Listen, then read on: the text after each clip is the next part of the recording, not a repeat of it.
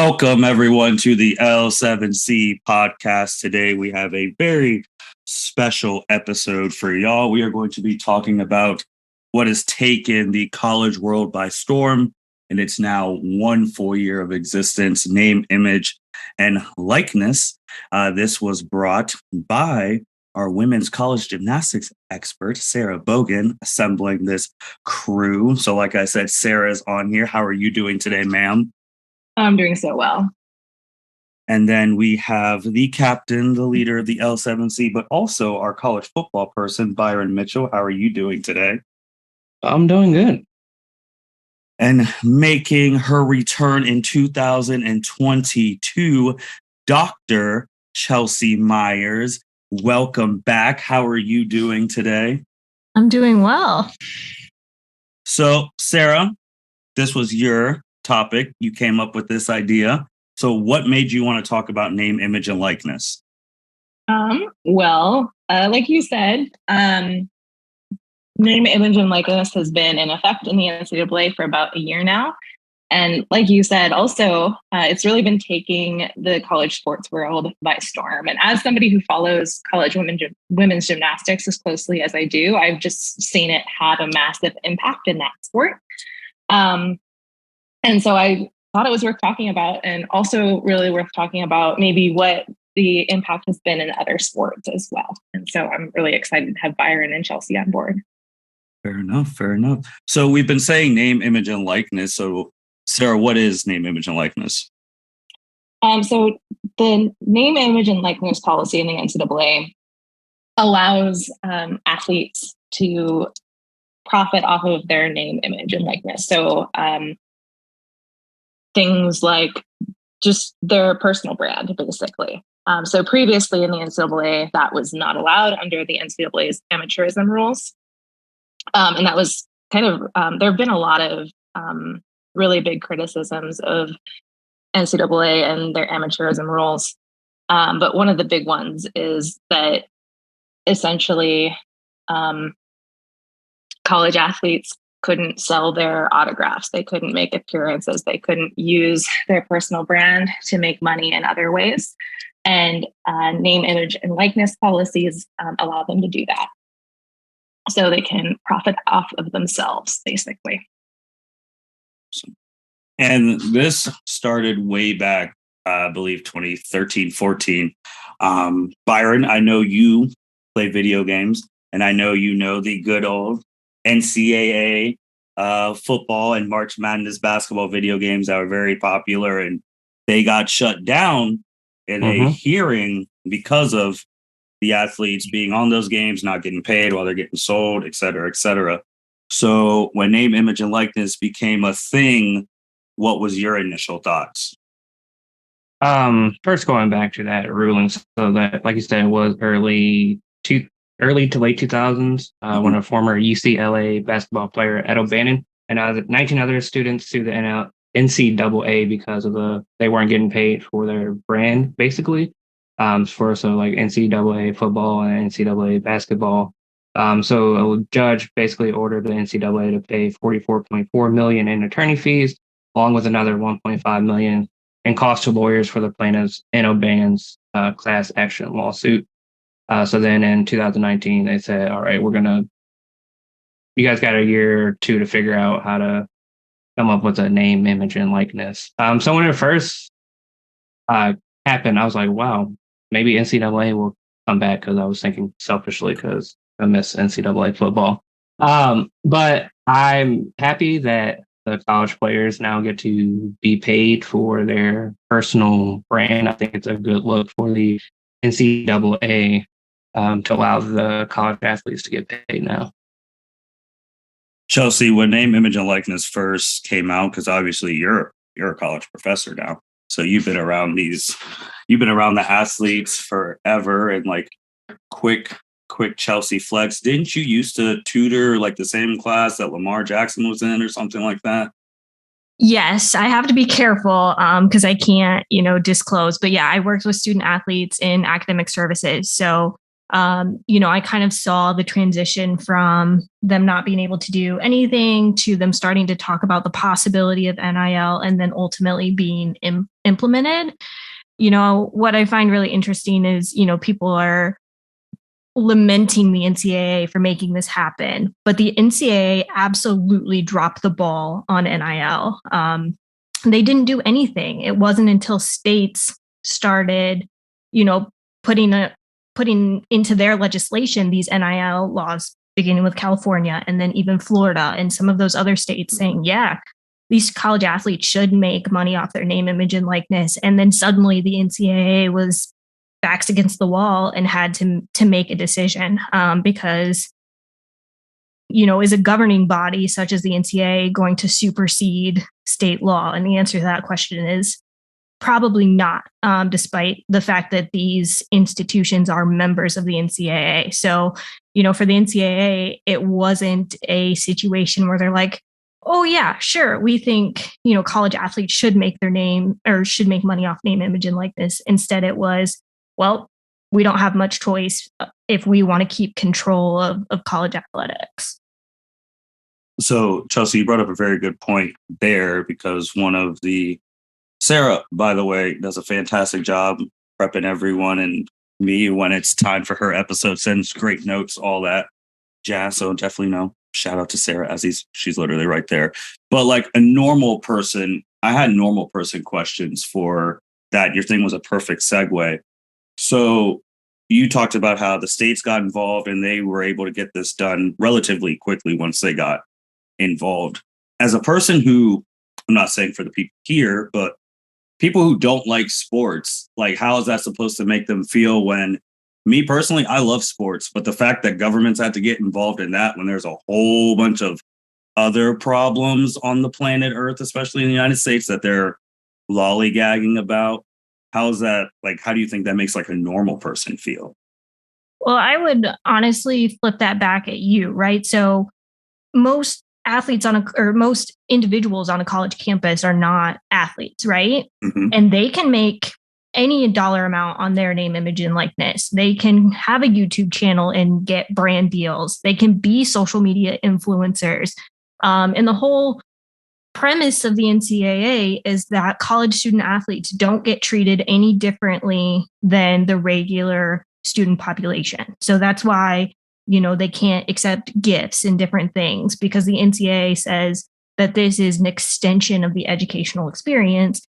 But then you look at the usual or the normal, student body, they can make millions of dollars being social media influencers. So what's the difference? Why was there such pushback about this, which then again forced government agencies to get involved?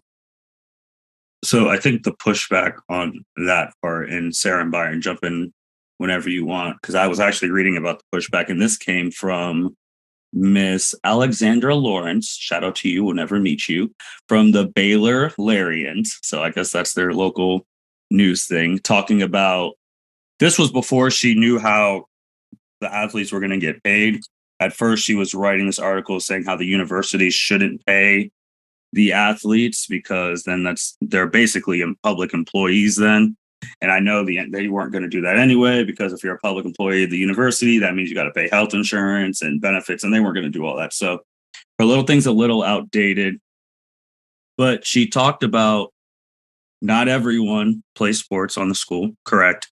But also not everyone's going to be cut out to make the millions, quote unquote, as a social media star. They can still work, like you said, but like the millions part where some of these athletes are getting is just like, if I'm a normal Joe Schmo going to school and and the premise at the NCAA, everyone's equal, that's a lie. They're not. I mean, it's the truth. Athletes are treated significantly higher than normal people, even though it shouldn't, but it is what it is. I mean, where Byron and I are at right now, you drive down 315, and if you've ever had that scarlet and gray jersey, you are a demigod, and everyone else is Joe Schmo. So I'm not saying, I've just seen some pushback saying, well, they already got tuition all paid for, which again, for a normal person, that'd be the greatest thing ever, and especially more for immigrant families who their kids are playing sports. Their biggest things like playing the sport. We want you to get your education, like the signature line and all that jazz. So you get the scholarship, get your education, and you do get a stipend. And this is just not my views. This is just what opposing sides say. So you get your tuition paid, you get your stipend, and all of that jazz. For example, SMU, their tuition is 61,000, and their average housing is like 17. So it's like 79,730. It recently just came out that SMU is going to be giving every player on the team a base of $36,000. So That's football, right? Yeah, this is football. Yeah, football. Yeah. So you're already there. You basically have a salary. Like, it's a salary. That's just base.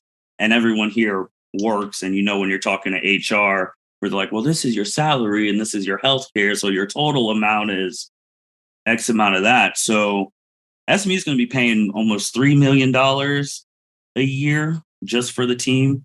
Math wizards on here can math check me on that one. But I'm just saying, from like a normal person, they're just like, why are these people getting paid all this stuff? Where, Chelsea, we talked about this a year ago. I think it was Jenny from Fox who got a lot of heat because she wasn't paying interns for normal, because most interns don't get paid. So that's the normal person argument. I do think you have to be careful when you say that college athletes get tuition paid for, because some of them do, but not all of them. When we're looking at football, there's a lot of scholarship athletes, but for a lot of the other sports, especially what we call non-generating or non-revenue generating sports, they don't get full scholarships. So a lot of times, teams have a certain number of scholarships and they'll just divide those up among how many rostered players they have. So like baseball, and I'm sure it's the same in gymnastics, some of those other sports, an athlete might only get their books paid for, or they might only get room and board. So they still have to pay tuition. So for some of those athletes, having the ability to, profit off their name, image, and likeness really does help them in the grand scheme of things, versus when you're looking at football or basketball, particularly on the men's side, which are viewed as revenue generating sports. Yeah, certainly they're getting full tuition or full rides, as we think when we hear scholarship athlete. And so whatever they're getting from NIL would be, extra above and beyond. But for most athletes, that's really not the case. And I think that's a lot of times what people don't understand about college athletes or about college athletics. And Sarah, you can kind of jump in and, if I'm off base at all, but I think it's sometimes misleading for people that don't follow college sports, because it's not this all-encompassing thing for every single athlete. And I just want to add that, in addition to that, NIL specifically, it's not everyone's automatically making NIL money. It's you have the opportunity to build your brand and earn money off of yourself. It's NIL is something that athletes do need to work for, and it's effort they have to put in beyond just being on the team. So that's also kind of another important distinction, because a lot of discussion about NCAA athletes getting paid kind of centers around this idea of them getting a salary, but NIL kind of, I think, has been a good place to start with that, because it's not about a salary. It's about an opportunity to make money on your own terms. So real quick on one thing Chelsea said, then one thing to you, Sarah.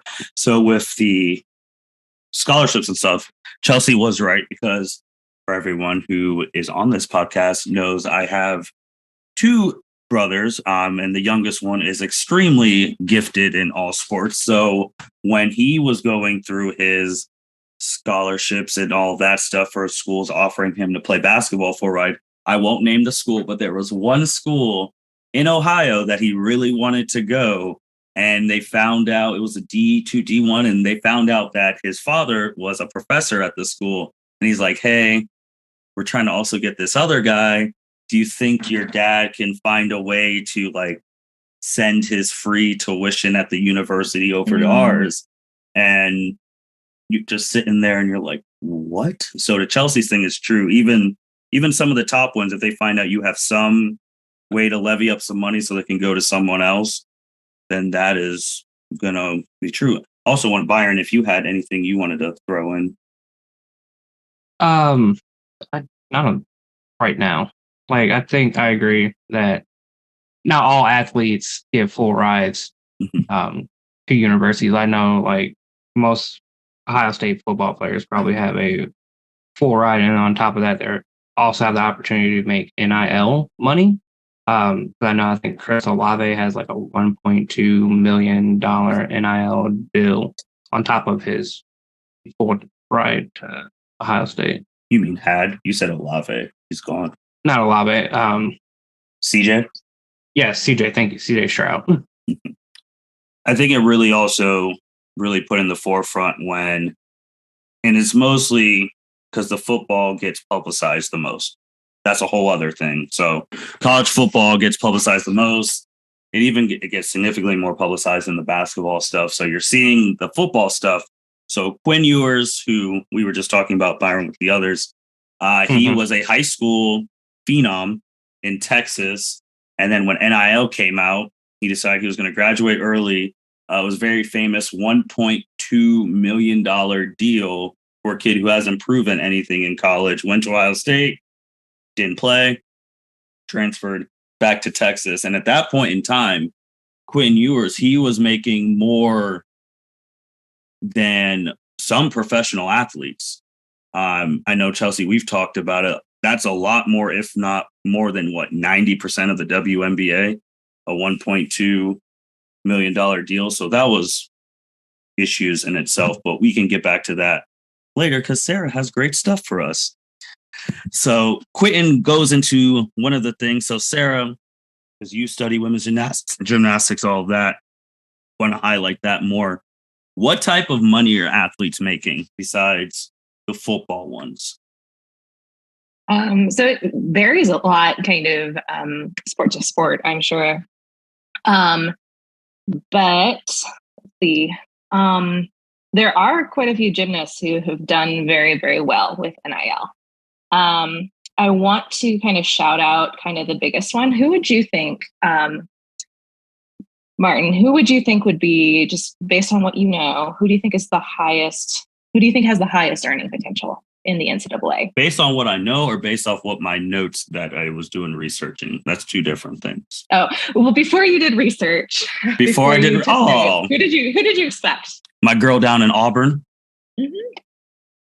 Good old SUNY. Yep, but I know she's not it. So she's not it. So oh, no. Yeah, a lot of people think that SUNY Lee, Olympic all-around champion, reigning Olympic all-around champion, first all-around champion ever to go to NCAA, is considered number 2 in terms of money-making power in NIL.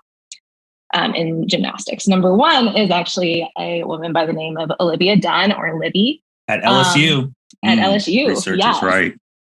So she recently, the New York Post valued her at about $1 million annually. But even before NIL started, she had built up a following on social media of, I think it totaled about 5.7 million on both TikTok and across TikTok, Instagram, and I think Twitter as well. And so she had been really, really serious about social media and really enjoyed building up that personal brand of hers since she was about 10. And so when she got to the point of being an NCAA athlete, she already had all of these followers, and then the gymnastics followers were just added on top of that.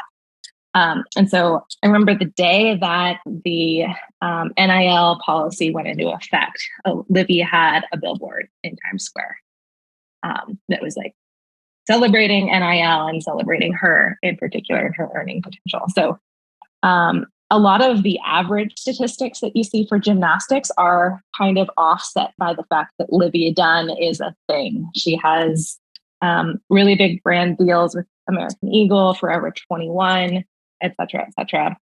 I actually see her on my timeline all the time in various apparel ads and things like that. So she is a big moneymaker. The Olympians, all the other Olympians also do well. Suni does very well. Let's see, I'm going to pull up some stats. So women's gymnastics is, I believe, number 3 among Power 5 conferences in terms of number of NIL transactions. And the average value of a women's gymnastics transaction in the first year was about $7,000, right around $7,000. So there's a range of how the gymnasts are able to do and the women's gymnasts are able to do, depending on who they are and what their followings are like and what their resources are like. But it's pretty non-trivial, and it's definitely higher, by far the highest earning potential so far of any of the other women's sports, which is exciting to see. Olivia, too, from my notes from reading Yahoo Finance, at this point in time, this was a couple months ago when they did this, she was the number 2 highest earning NIL deal of all sports at $1 million, like around that $1 million. The guy we were just talking about, Quinn Ewers, was number 1. So Byron, want to throw it to you, college football expert of the pod. What type of deals are you seeing? They're the ones most publicized. What are you seeing? I'm seeing some crazy deals. Like 5 minutes before this podcast, I was just researching. There's a rumor that a high school player from the class of 2023 is looking at probably the largest NIL deal I've seen. He would get at least $8 million up until his junior year. Like, it hasn't come out like who the high school athlete is, but that would be like $2.67 million a year just to play college football. Wow, that's pretty insane, man. Yeah, so there's some big deals, like you said. Quinn Ewers, $1.4 million. He just actually, when you transferred to Texas, you just got someone to give him an Aston Martin. He hasn't even played college football yet. I think he's played like maybe 2 snaps at Ohio State before you transferred. Hasn't even played at Texas yet. And he has a $1.2 million deal on an Aston Martin. Oh, that's a whole other thing we'll get to later. Chelsea, you love soccer. You played soccer. You have friends who've played soccer, made it up, played college, all that stuff. How is soccer with NIL, more particularly like the women? Are you seeing any good deals with them? I mean, I guess not a ton. A ton of coverage. I know Adidas did just announce that they're going to have 15 like female ambassadors they've signed to an NIL program, which includes like an academy or like leadership program with Candace Parker, which is really cool. And I know there are some soccer players that are involved with that. Van Lith from the University of Louisville, who plays basketball, is also involved with that. I know there are some, deals. In fact, I know Stanford's women's soccer team has a deal with Facebook. So that's for their entire team.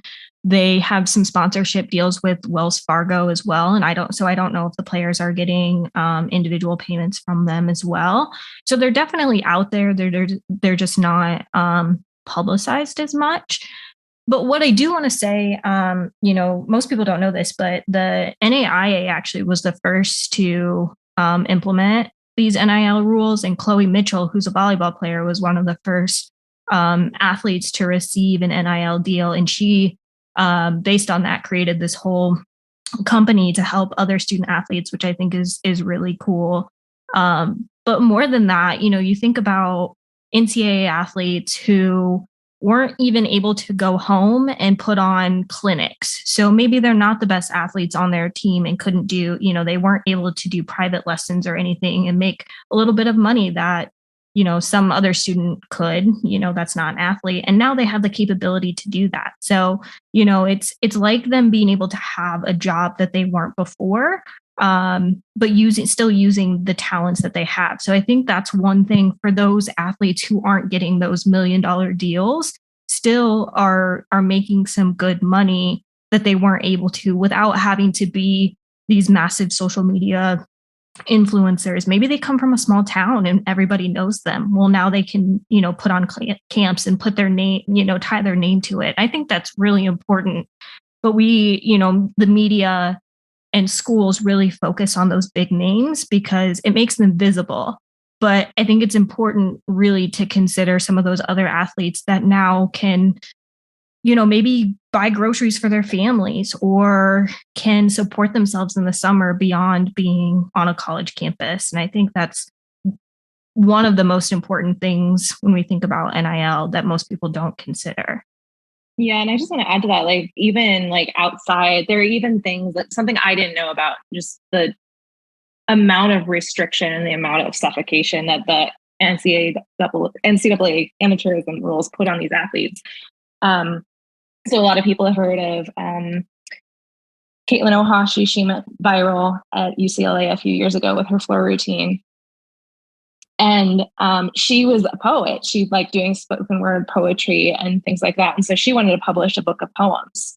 And she wasn't able to do that because there are so many restrictions.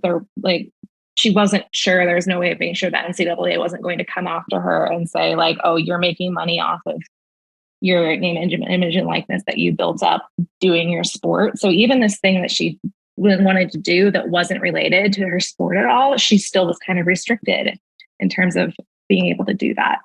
Yeah, and there was a kicker from UCF, maybe, or one of those Florida schools that had this whole YouTube following, and the NCAA basically, came in and said, you need to take your YouTube channel down or you can't be an athlete anymore because it violates those amateurism rules, because he was able to make money off of that YouTube channel. And I don't remember exactly what the focus of the YouTube channel was, but it was not related to kicking, football, college athletics in any way. So it's kind of the same thing with Caitlin Ohashi, and this idea that just because you're an athlete and there's some visibility that's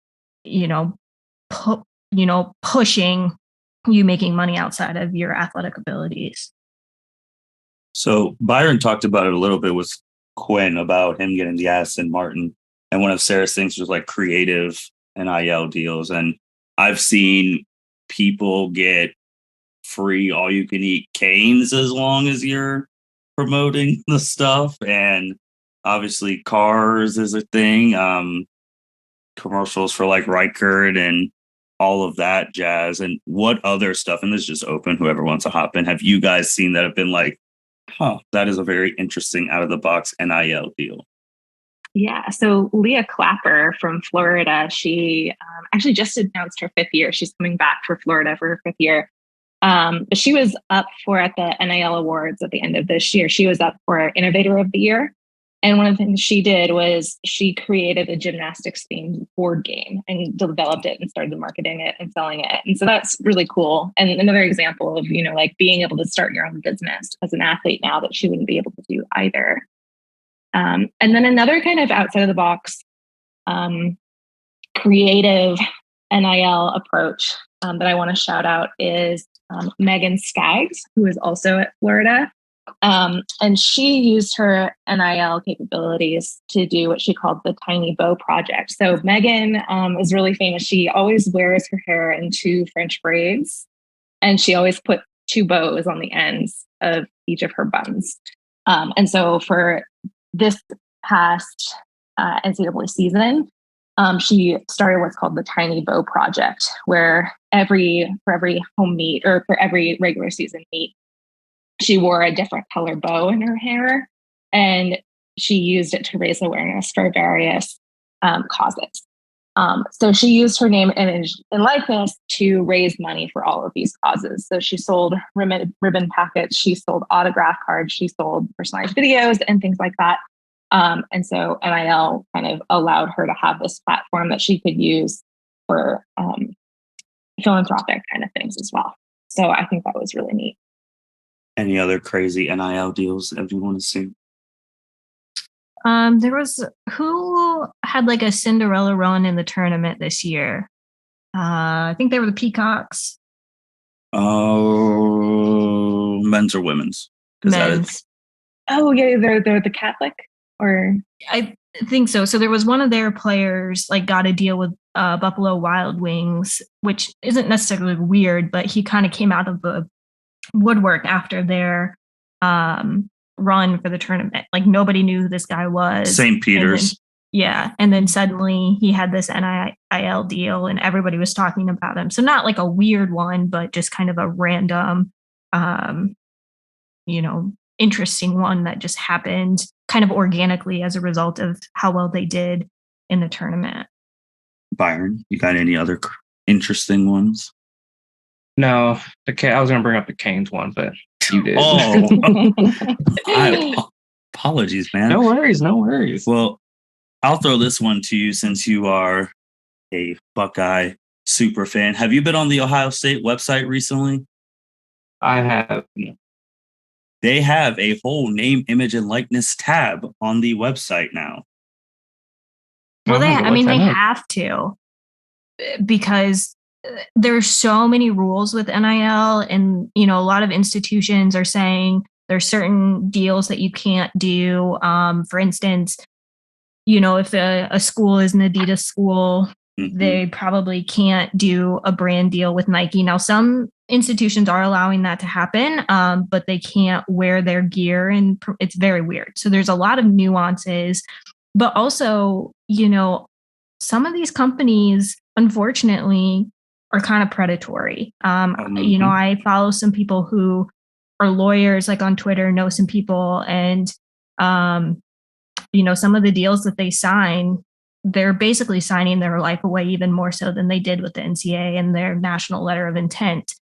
So, the big cautionary tale that I've seen a lot of lawyers and other people, is you need to have an agent. You need to have somebody that's looking out for your best interest, because the last thing you want to do is enter into an NIL deal that's not good and that you can't get out of.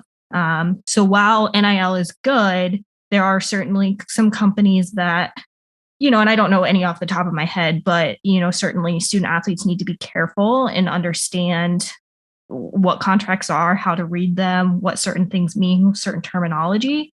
And so it's schools are supposed to be there to help protect their athletes, but also protect their own brand at the same time. And so, a lot of these schools now have like director of name, image, and likeness, or some kind of position there to facilitate, those NIL deals and ensure that they're approved by the university before they enter into a deal they can't get out of.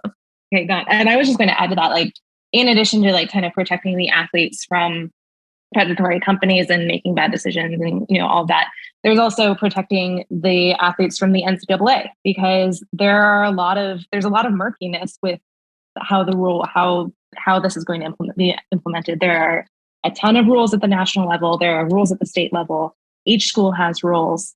And so there's this one gymnast from Oklahoma, Reagan Smith, who has talked about how difficult it is, like how much time it takes her to do these NIL deals and accept brand sponsorships and things like that, because she has to run everything by her agent and do her due diligence to make sure she's not accidentally doing something that isn't allowed and can lose her scholarship. So it goes back to that, like, so putting the time in to make these deals is non-trivial. Two things. So one, to go back to Chelsea, what she said about like having the turn, like all that jazz, which is good. But then to go back to something you previously said about them paying for like helping their family out and all that stuff. A lot of kids, if they're in that situation, they're not even going to wait for the attorney, because they're like, this is money that I can help my family out. And then predatory, you get trapped. Like that happens. It's going to happen for as long as this is going as it is. And I also want to say too, with what Sarah said on the name, image, and likeness network, where it has all the different house rules, and we'll put this in the description box. Yeah. So it has all the different states and what their rules are. And I think that's a problem too, that it's all different. Every single one of them, like Arkansas's was AR HB 1671. Their thing, like this place, you can't promote yourself during practice, games, or other team activities. Other places can. So it's like if you are planning to transfer to Chelsea thing, you need someone who's going to take the time to research each state's one, because if you go in there messing up, then you could be paying a price that you are not ready to pay at a tender age of 18 to 22. Well, and I think that's why schools have really started to implement these specific individuals to handle all the NIL from a compliance perspective, but also to protect the athletes. In most cases, student athletes can't enter into an NIL deal without having the approval of the athletic department, essentially. So even if they are somebody who is looking to help their family, they have to get that approval before they can move forward. So there are some checks and balances in there, but again, college athletes, and I don't want to characterize everybody, but, at that age, making money sounds great, right? And if you can do it quickly, that's even better, but you got to make sure that you're careful about it and not putting yourself in a position that could compromise, your integrity, your spot on the team, your scholarship, your family, things like that. So it's a super complicated process, but it can be lucrative and it can be rewarding if they do it right. But you're absolutely right with transferring and state to state. It's all very different, which again goes back to the NCAA and their failure to just come up with an overarching policy for NIL so that states didn't resort to implementing their legislation. And now the NCAA is saying, oh, we want the federal government to implement their own rule so that it supersedes all the states and everything's the same. But God forbid the NCAA actually do something from themselves. But that's a different conversation in my opinion on the NCAA. So, Byron, I'm going to swing this to you because this one is more publicized in your sport than anything else, man. NIL has changed everything when it comes to recruiting and the transfer portal. So, yes. What are you... I mean, we talk about it every day with the others. Now, Ryan Day said, what was it, 2 months ago that we were all going crazy that for OSU to be competitive, they need an NIL balance of $13 million. And we're just like, so who's giving that money? Yeah, it was something crazy like that where he said, in order for us to be competitive, we have to have X amount of money. I think it was 13, maybe 13 or 15 million to stay competitive, which is strange to say because years ago, you never would have had anyone say, yeah, we need $13 million to play football, basically. So the NIL landscape has changed, definitely changed a lot in football, at least. Even recruiting, you're going to go to a bigger school because, just say for Ohio State, Quentin Ewers got 1.2 million. He didn't even play. So I can go to Ohio State, get 1.2 million, not even play. So definitely athletes are going to more bigger schools because of the money that other athletes are getting. I would also say, too, that now talking about the NCAA, besides someone like a coach who can stay off football here, like a Nick Saban, or to go to women's gymnastics, the Oklahoma coach, top coaches in their respective sports, top coaches of all time, they could come to your living room, talk to your mom, dad, brother, sister, all that stuff. They're not even the main ones now. The recruiting, it's, hey, how much NIL money can we give this kid from what we have collectives now, which the NCAA wants the federal government to take care of. But now it's just the NIL people are the ones really doing the recruiting now for the people who are seeking that. Yeah, like you said, coaches will go oh, we got a winning program. We won these many championships in the last 10 or so years. Now you got NIL people oh, you want to make 1.2 million come to our school. Sarah, what do you think about how NIL has changed recruiting and the competitive landscape of college athletics? College athletics broadly or gymnastics in particular? You know what? you can do both, or you can throw college athletics to Chelsea and you do women's gymnastics. Okay, I can do. I'll do women's gymnastics, and then we'll kind of finish with Chelsea overall. Perfect. So I think so Jeff Graba is the head coach at Auburn, and he has said that he doesn't see the recruiting issue as being a big problem so far in gymnastics, just after this first year. I'm not sure how much that reflects the experiences of other coaches. But something kind of unique about gymnastics is that gymnasts tend to be more social media savvy. They are in a very visual sport, and a sport that is prone to quick shares and, a meaningful presence.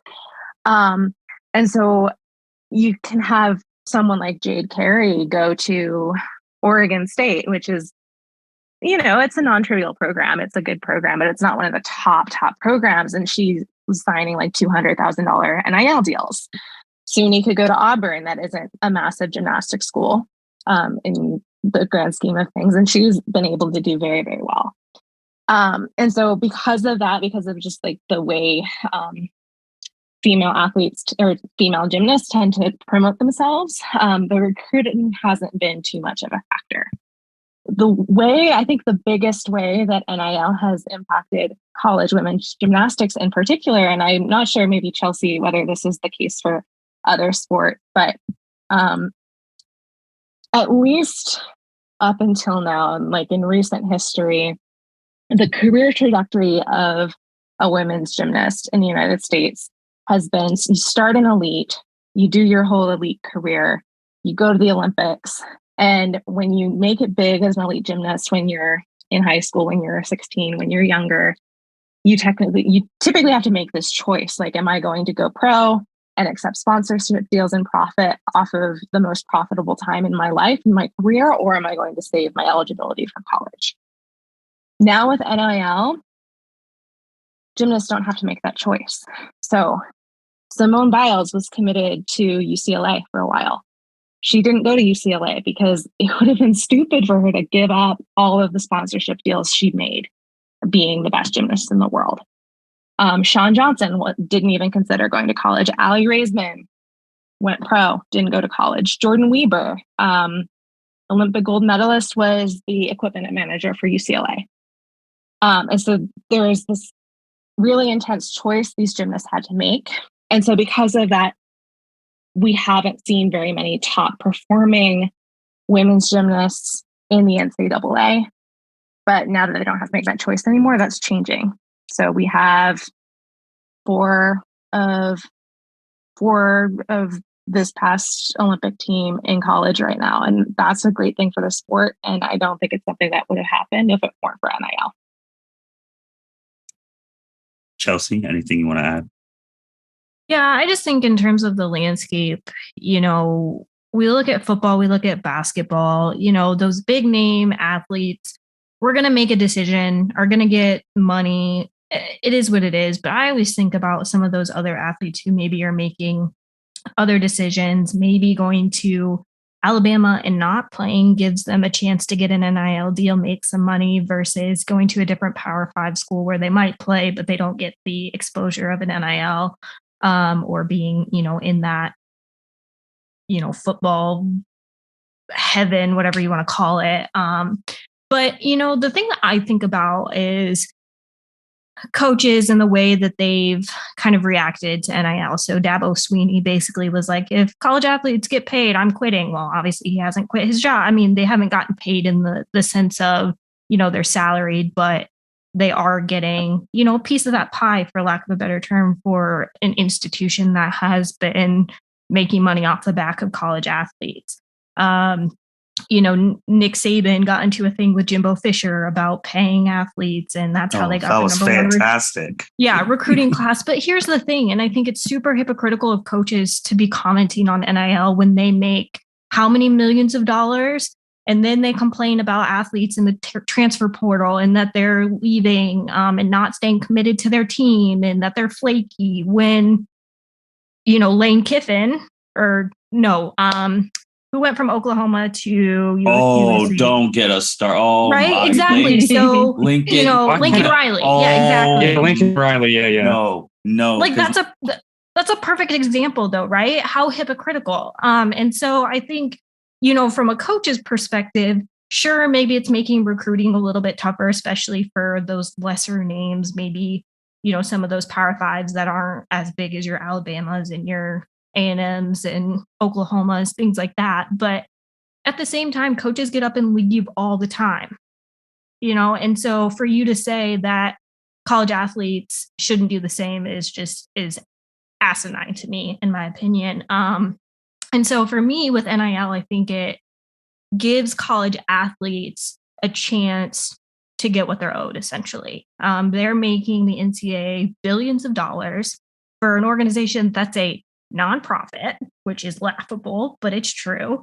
And they're not getting a piece of that. And so for them to be able to get some of that, I think is important. But what I think some schools are afraid of is that some of those companies that are sponsoring, in facilities or the athletic department are suddenly going to stop doing that and instead just give that money to college athletes directly. So I think that's where some of this hesitation or dislike for NIL is coming in, because they know that the college athletes are the moneymaker and not necessarily the athletic departments. My only thing on that, well, two things, because you brought up Lincoln. So now we have to pivot to how that man who's never won a national title had the craziest deal of all time. One, he didn't even tell Oklahoma. He just vamoosed. And then two, he had USC buy his old house in Oklahoma, buy him a mansion, get him a private freaking jet. And I'm like, dude, you've never even won a title. Oh, that was a hot day in the community of group messages. But back to... Yes, it was. Back to the other thing. I would say, too, that with the athletes being making the money, I agree on that. But obviously, you can be a fantastic athlete, but if your team is booty, you're going to lose TV revenue on that. Hence why the TV revenue is super important. Hence why you need a good team, coach, yada yada. But if your athletes aren't conference, good, yeah, and if your athletes aren't good, then no one's going to watch them either, right? Well, except for like diehards, because just talking about money, Big Ten, which is going to be signing almost $1 billion media deal with NBC, CBS, and Fox. So that's 1 point whatever billion, and in theory that won't go to the athletes. So then you're, like your point, we're getting a $1.2 media deal, and none of that's coming to the athlete, which doesn't really make sense and all of that. And for kids who were like super young like us, if we had our favorite college athlete, when we were asking how come their name's not on the back of their jersey when our parents were looking for them, fun fact, during the 2002 national championship, my parents and Santa Claus scoured the planet for a Maurice Clarett jersey, since he was the freshman phenom back then. But now they could do that, so now their jerseys are being sold and all of that jazz. There was another question here that I wanted to bring up. Yeah, another example of that is, when I was at Louisville during the Lamar Jackson days, you'd go into the bookstore and there would be a number 8 jersey, but it didn't have, Lamar's number on it. But you full well knew why it was in the bookstore, why it was there. And anybody who bought it, he obviously didn't see any of that money. Fast forward to today, Haley Van Lith now has an opportunity to receive proceeds from her jersey being sold, which I think is a no-brainer. I think that's a great idea. They deserve it. It's the reason that people are buying it, because they know that she wears that number, she wears that jersey. But it's interesting to think about what some of those big athletes would have made, past athletes would have made today if they had the opportunity to make money off their name, image, and likeness. My brother missed it by a year. So dang. He's doing okay. Yeah, yeah, that's true. He's doing very well, and if he wanted to go professional, he just has to make like 2 calls, and he can be back there. But anyway, he's doing fine. So, Chelsea, you've harped on the NCAA basically dropping the ball. on this, kicking it back to the states and now wanting the federal government. Like I've already said, I have a huge problem with the feds getting involved in this stuff because as we've seen as we've gotten older, sometimes they don't know what they're doing. That is not opinion, that is fact. So when it comes to NIL, you could potentially now see that be used in political races. Like, hey, vote for me. I'll try and get your Congress thing. I'll try and get NIL to X amount. Or vote for me and I'll try and limit what NIL is doing. I just don't.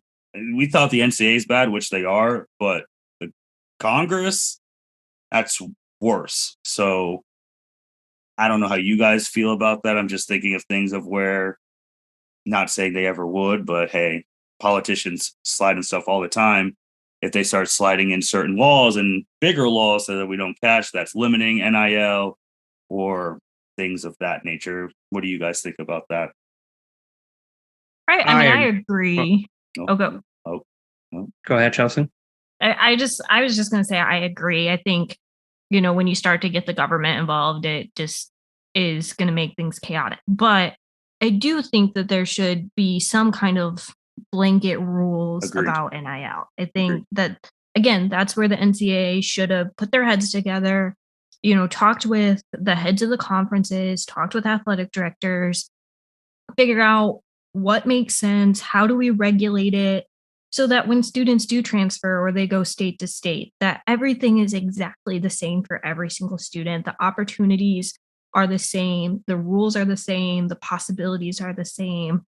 But can we rely on the federal government to do that in a way? No. Is it going to make everybody happy when you do that? Absolutely not. But, again, I think the NCAA should have recognized from the beginning that something like this was going to happen. And here's what we are going to do to control it. Now it's completely out of control.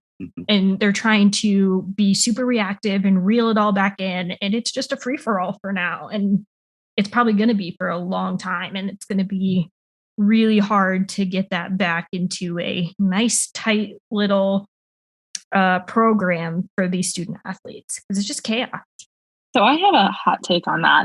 I'm hot sure we take could alert. This. We don't have a sound for that. So I kind of like that NIL is such a mess right now. That is a hot take alert right there.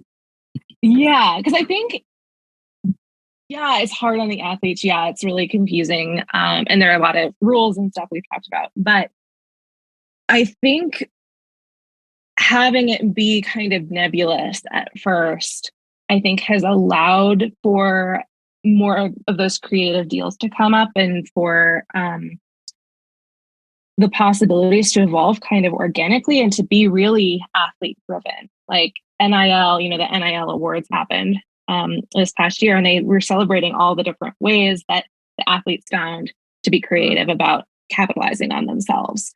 And I don't know that I trust the NCAA to come up with a playbook and a nice, clean, packaged thing for something that they haven't even tried yet. So I think it's really exciting that the athletes are kind of in the driver's seat right now, and that there are a lot of different possibilities. Because I think legislating and like creating too strict of regulations too soon can be a detriment. And I try to kind of, in my following of sports, we've kind of talked about this in the gymnastics episodes, but like I try to take a very athlete-centered approach to my being a gymnastics fan. And I think the way we've seen NIL evolve organically this year reflects that value I have a lot. So that's my take. So with Mark Emmert boy over there, who got renewed again, but I think this is his last. He's done after this year. Yep. Oh, basically he announced that he's resigning, retiring, whatever phrase you want to put, and he'll work until they find somebody, or till like June 30th of next year. I think. Yeah. So last ride on him. So I know a lot of people have talked about like the NCAA and really don't want him to be the one who becomes in charge of NIL and all that stuff. But they've talked about the Greg Sankey, the SEC commissioner becoming the head NIL thing, because we all know now that the South is all that matters in sports.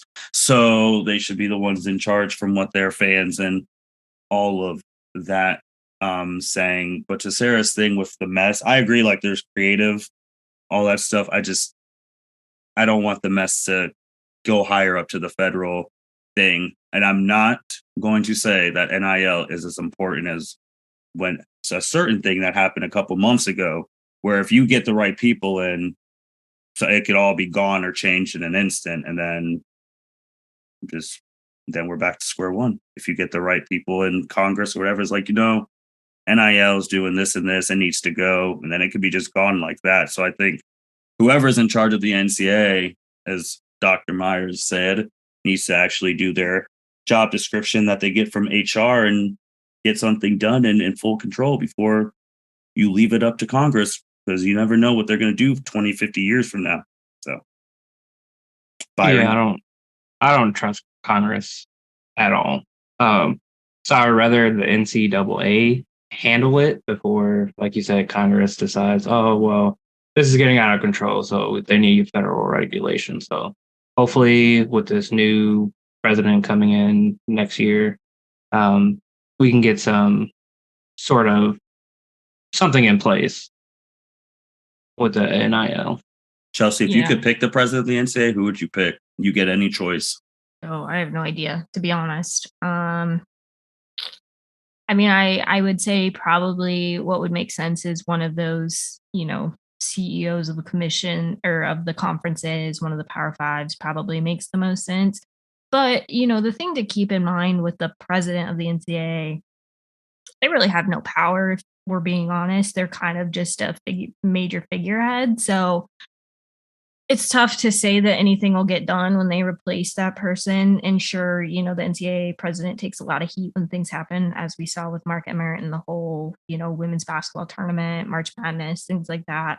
But at the end of the day, the conferences are really the ones that make the decisions, and the member institutions make the decisions. So in some respects, it falls on the institutions to make that decision and really push the NCAA to make those decisions and put those regulations in and put the work in to get it done.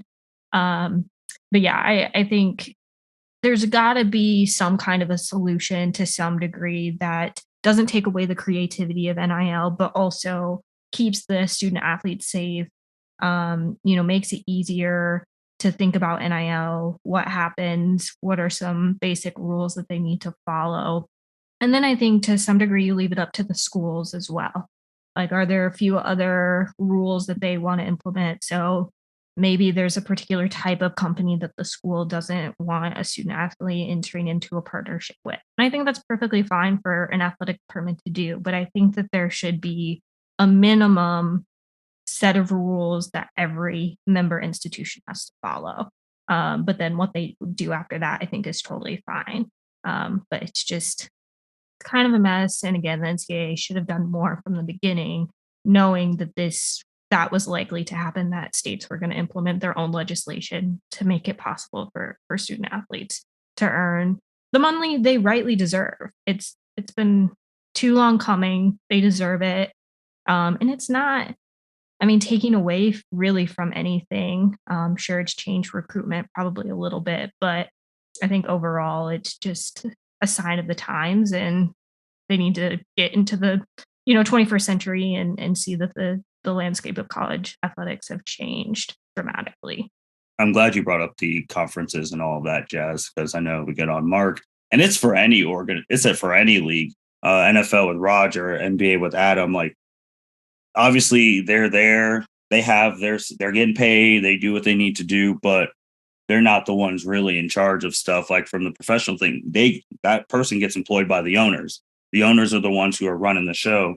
And in this case, it's the conferences who are Big Ten, Pac. Well, that's going to be a whole other conversation if the way these deals are, if we're even going to have conferences anymore.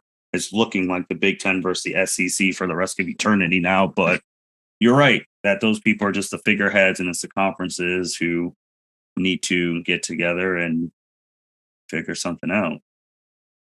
Sarah, Byron, anything you wanted to say on that? I was going to make a joke and said Kevin Warren shouldn't be the next president. Kevin boy? That man needs to. He'll tell you he got the Big Ten a $1.2 billion deal. That's what He he'll would say. tell you that. See, He would tell you that. This goes back to our NCAA pod episodes years ago during the pandemic and how he fumbled that situation. Hey, unfortunately, everyone remembers how you fumble a little bit, but if the end result's good, and then it all just gets forgotten. That is true. Sarah, was there anything else that you wanted to talk about? Let's see. Well, just kind of building off of where this was going, I think I would like to see like whatever decisions on regulations are being made. I hope that athletes have a place at the table, because I think sometimes, Byron mentioned not trusting Congress, which I agree with. I also don't trust the NCAA. And so I think sometimes NCAA regulations and policies and such end up being focused on making sure recruiting is fair and making sure, everything works out for the best interests of all the programs involved. But I hope that moving forward, as much focus is placed as possible on what's best for the athletes individually as well. So that's what I usually say when I'm on my soapbox talking about college athletics. Man, so it's damned if you do, damned if you don't. Don't trust the NCAA, don't trust Congress. I mean, jeez. Can't trust the I do like the idea of like student athletes helping out with like the NCAA making like the future NIL deal. Be good for everyone. Like ideally, I would love to see like a board of athletes who like with representation from like people in the big money sports who are making the big NIL money deals. And then people in the smaller sports, like a women's track runner or something, and just like have an understanding of the full spectrum of experiences within the NCAA. Because I think too often we end up too focused on the big money issues, but that athletes of all types are the ones who are affected. So you want kind of like what the NFL has, like they have their players, whatever thing. So you want that for like name, image, and likeness, basically. That would be awesome. Players Association. Well, NIL board of whatever. Yeah, whatever fancy acronym you can put on your resume when you're done with it. So fair enough. Fair enough. Anything else, Sarah? I think that's all. I guess my one last question, I guess, for Byron would be, so like I talked a little bit about how the career trajectory has changed for women's gymnasts because of NIL. And I'm kind of curious about, the recruitment kind of seems to be the big topic we talked about with football and basketball today. But have there been any differences with discussions of when to transition from college ball into the pros or when to enter the NBA draft or anything like that?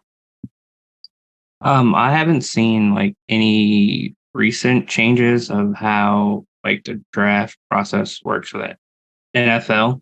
I know like I read a stat like 1.6% of NCAA football players get drafted into the NFL. But I think if you're making pro athlete money as a college player, I don't think you're so worried about getting to the NFL because you're already making money off of your name, image, and likeness. Where before, you're like, I need to get an NFL to get paid to, help my family and all this stuff. But if you're getting that at the college level, I don't think there's like necessarily a rush to get to that next pro level. I mean, yeah, why would you want to, if you're a junior making 1 point something, whatever mil, and the men player is only making in your sport like 666,000, you're basically taking a pay cut to make less that first year and have more bills and pay more taxes. So yeah, like you're making much like more than a third string NFL player, which is crazy to think about. That's wild. That's If you're at the top NIL in college, which that's what we're referring to at this point. Anyone else have anything else they would want to say? No? All right. Well, we will go into closings. We'll have Byron first, Chelsea second, and this is Sarah's episode. So Sarah will be last, and I'll do the usual jazz, and we'll be on our way. So take it away, Byron.